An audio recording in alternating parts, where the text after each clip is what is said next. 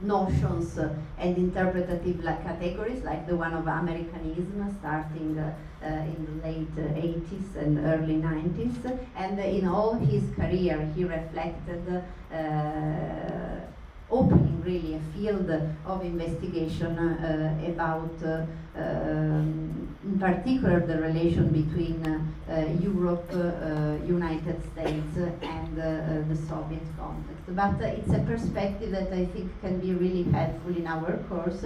This is why I decided not to use the histories of William Curtis or Kenneth Frampton. So William Curtis, that it's more, I would say, project-oriented on the objects, and Kenneth Frampton that still propose a national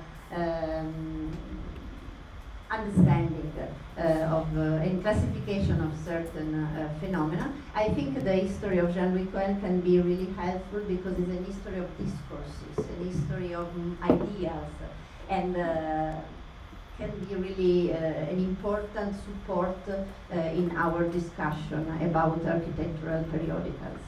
The second text that we use, now I will explain why, is the anthology of writings and the text produced between 1943 and 1968, titled Architecture, Culture, 1943-1968, a documentary anthology that John Ockman, an architectural historian and critic,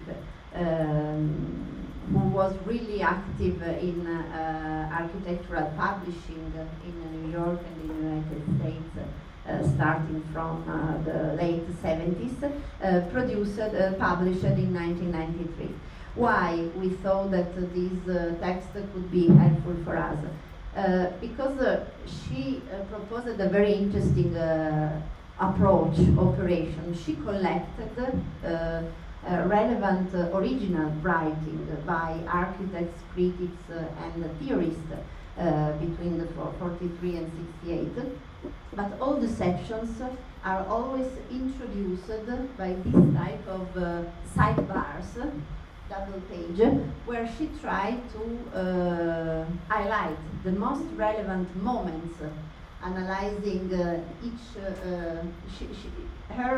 The organization of the book provided this analysis per 5 years. So there are these time span of 5 years, and she introduced per each year the most relevant writing events, exhibitions, projects, competitions that can be relevant in order to understand the decade you are working on, also in your architectural periodicals, in a very synthetic way.